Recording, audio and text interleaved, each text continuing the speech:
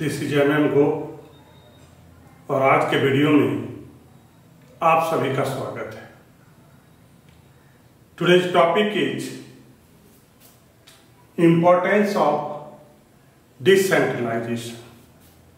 My dear student, आज आप लोग हमसे पढ़ेंगे इंपॉर्टेंस ऑफ डिसेंट्रलाइजेशन। जैसा कि आपको हमने पिछले वीडियो में बताया है, डिसेंट्रलाइजेशन का मतलब होता है delegation of authority to whole in the organisation. Now today my topic is importance of decentralisation. Number 1, develop initiative among subordinate. Subordinate जिसको हम लोग अथॉरिटी डेलीगेट करते हैं उसको बोलते हैं हम लोग सबऑर्डिनेट। उसमें डेवलप होगा,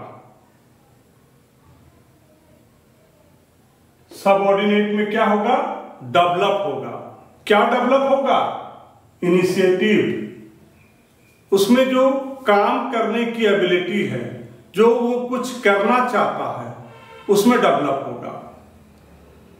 पहला इंपॉर्टेंस है आपका डिसेंट्रलाइजेशन का, डेवलप्स इनिशिएटिव अमॉन्ग सबऑर्डिनेट। जितने भी सबऑर्डिनेट होंगे उनमें इनिशिएट डेवलप करेगा। उसको हम लोग बोलते हैं पहल क्षमता। मतलब वो जो कुछ भी करना चाहता है उसमें क्या होगा? विकास होगा, डेवलप होगा। किसमें? सबऑर्डिनेट में।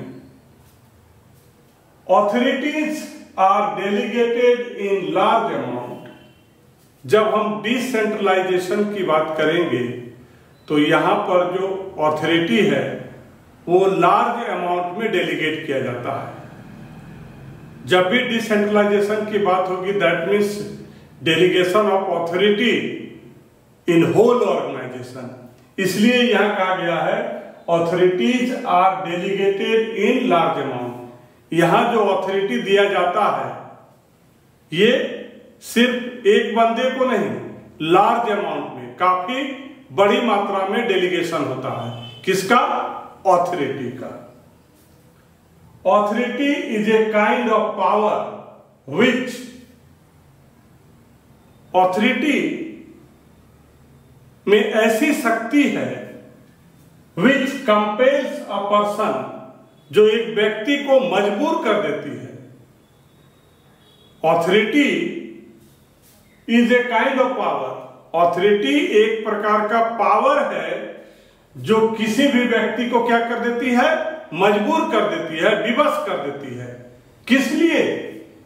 टू थिंक, सोचने के लिए, और टू डू समथिंग न्यू, और नया काम करने के लिए। ऑथोरिटी में वो पावर होता है जो किसी भी व्यक्ति को क्या कर देती है? मजबूर कर देती है। किस बात के लिए? सोचने के लिए और नया कुछ करने के लिए। This inculcates in him. इस स्थिति में ये जो सबऑर्डिनेट होते हैं, ऐसे स्थिति में जब सोचने पर मजबूर कर दे, जब उसको पावर मिल जाता है तो सोचने पर मजबूर हो जाता है, कुछ नया चीज करना चाहता है। This inculcates in him. ऐसी स्थिति में उसमें the ability to take initiative, पहल क्षमता का विकास होता है, कुछ करने का डेवलपमेंट होता है। So this is the first importance of decentralization. Now, second, develops managerial talent for future.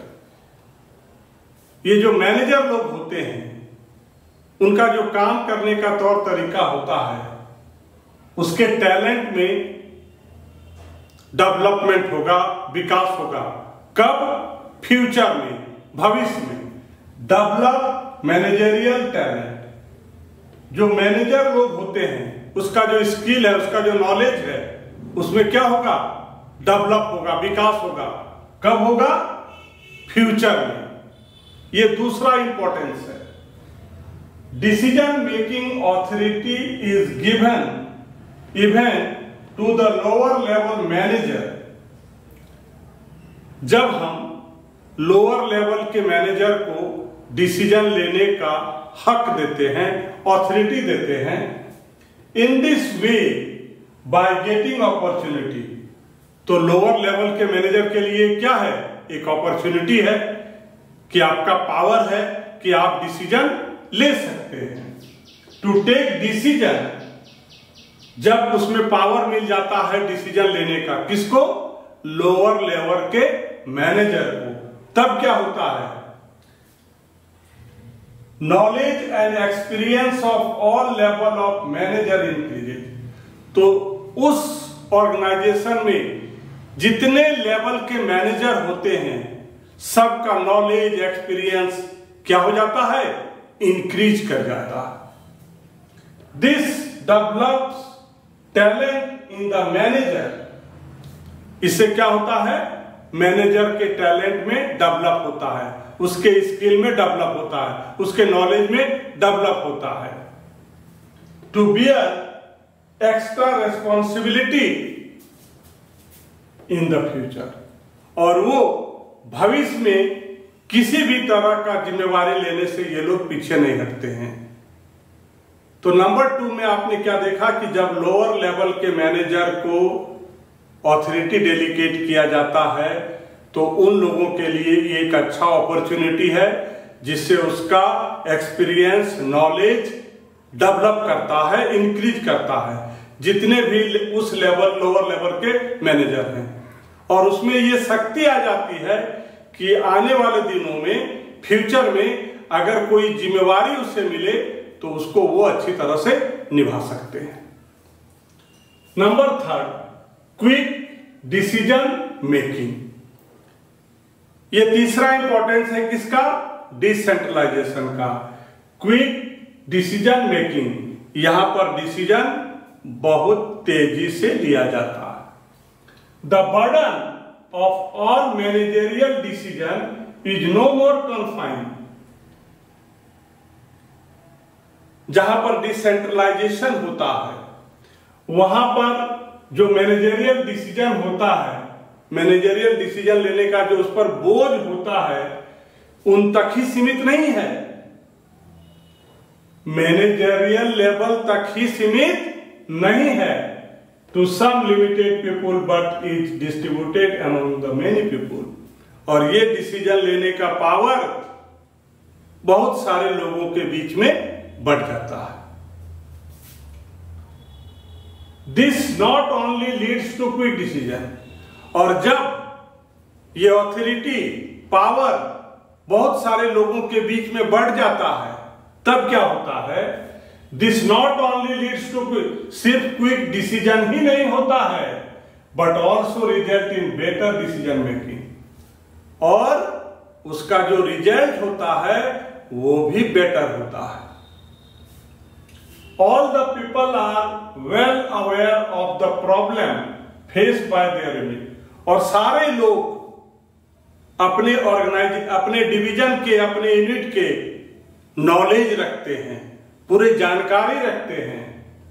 And for this reason they are capable of taking the best possible and decision, जिसके चलते सारे लोगों का नॉलेज अपने unit, अपने division के प्रति इतना होता है कि वे लोग कैपेबल, लोग सक्षम होते हैं taking the best possible and quick decision, एक अच्छा और जल्दी डिसीजन लेने के लिए सक्षम होते हैं। Relief to top management.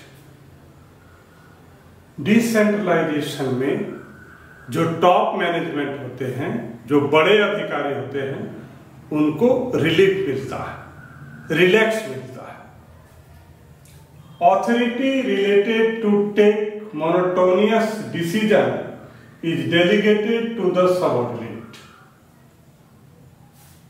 जितने भी प्रकार के ऑथोरिटी हैं, ये सारा ऑथोरिटी सबऑर्डिनेट को डेलीगेट किया जाता है, दे दिया जाता है, सौंप दिया जाता है। एज ए रिजल्ट, जिससे top management relieves itself from simple affair and consequently the workload is paired. Top management क्या करता है, जितने भी ऑथोरिटी होती है वो सारे सबऑर्डिनेट को डेलीगेट कर दिया जाता है, जिससे क्या होता है, जो टॉप मैनेजमेंट है वो उस बर्डन से उनको बहुत रिलीफ मिलता है। Simple affair and consequently the workload is quite, उनका जो वर्कलोड है वो कम हो जाता है। This save their valuable time, और ये जो समय उनका बच जाता है, किसका, टॉप मैनेजमेंट का, क्योंकि वो सारे ऑथोरिटी डेलीगेट कर चुके होते हैं, किसको, सबऑर्डिनेट को। तो क्या होता है कि ये जो टॉप मैनेजमेंट होते हैं उसके पास उससे समय उनका बच जाता है। जो काम उनको करना चाहिए था वो तो सबऑर्डिनेट को दे दिए हैं, अब टॉप मैनेजमेंट के पास क्या होता है, समय ही समय रहता है। This save their valuable time which is the utilized to brighten the future of the organization। और वे लोग क्या करते हैं, उस समय का इस्तेमाल, जो समय बच जाता है उस समय का इस्तेमाल ऑर्गेनाइजेशन के बेटर के लिए, कि फ्यूचर में कैसे अच्छा होगा उसके बारे में सोचते हैं। एंड टू एस्टेब्लिश कोऑर्डिनेशन, और कोऑर्डिनेशन स्थापित करने में भी टॉप मैनेजमेंट मदद करती है। So number 5, relief to top management. Top management को क्या होता है, डिसेंट्रलाइजेशन में रिलीफ मिलता है, कम काम करना पड़ता है, और अपना जो समय बचता है उसमें वे लोग क्या करते हैं, ऑर्गेनाइजेशन के ब्राइट फ्यूचर के बारे में सोचते हैं, जो बचे हुए समय है। Number 5, facilitates growth. डिसेंट्रलाइजेशन क्या करता है, ग्रोथ में हेल्प करता है, सहायता करता है। Facilitates growth, full liberty is given to the subordinate to take decision.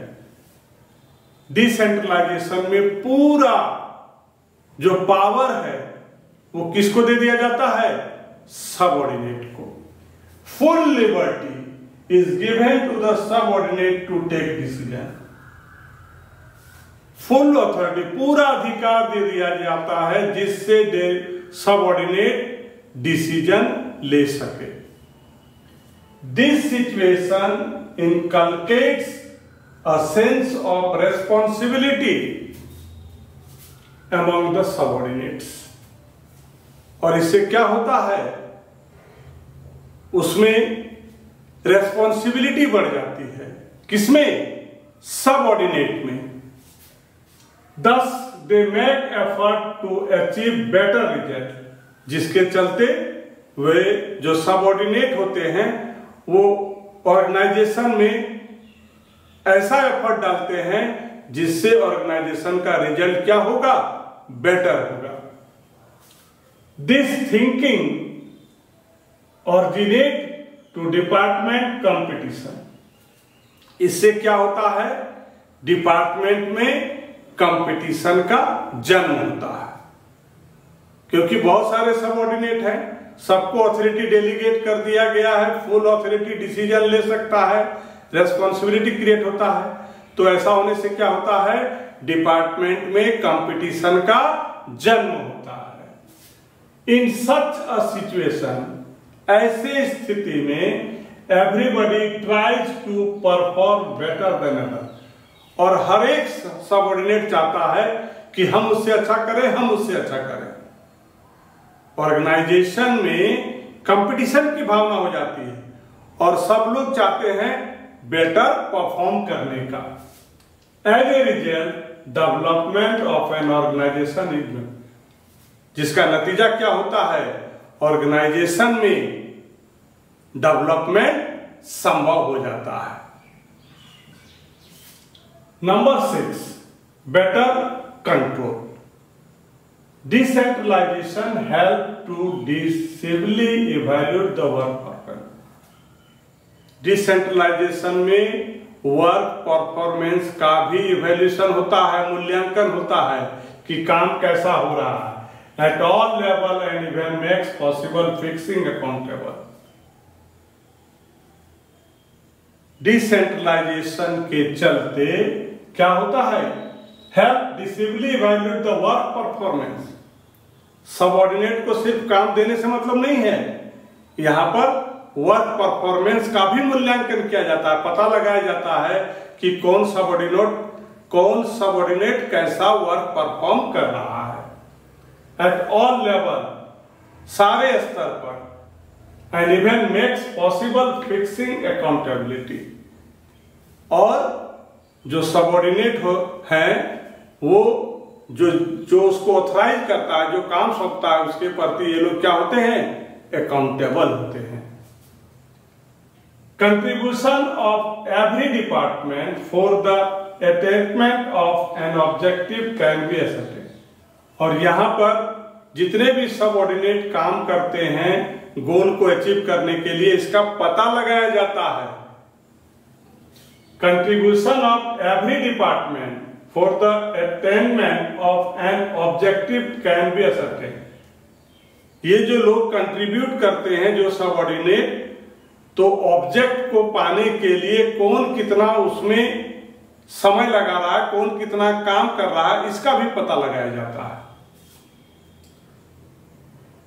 This situation is just like a challenge of every department. और ये क्या है, हर डिपार्टमेंट के लिए एक चैलेंज है, क्योंकि यहां पर क्या हो रहा है, डिसेंट्रलाइजेशन के द्वारा ये पता लगाया जा रहा है कि वर्क परफॉर्मेंस कैसा है। तो वर्क परफॉर्मेंस के बारे में जानने के लिए तो क्या करता है, हर एक लोग अपना अपना कोशिश करता है, बेटर परफॉर्म करने का कोशिश करता है। This situation is just like a challenge for every department. और ये हर डिपार्टमेंट के लिए क्या है, एक चैलेंज है। Management adopt a good controlling policy to face this challenge. और मैनेजमेंट क्या करती है, कंट्रोल करने के लिए इस पॉलिसी को एडॉप्ट करती है, जिससे फेस दिस चैलेंज, जो डिपार्टमेंट में जो चैलेंज है उसको फेस करने के लिए मैनेजमेंट क्या करती है, adopt a good controlling policy.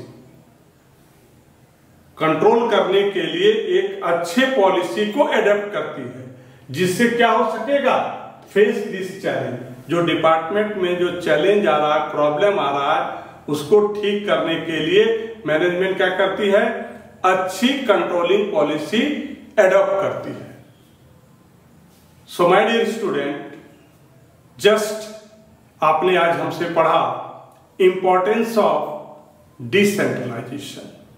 Now my dear student, अगर आपको मेरी वीडियो अच्छी लग रही है और आप चाहते हैं कि हम वीडियो आप तक पहुंचाएं, तो प्लीज मुझे सपोर्ट कीजिए।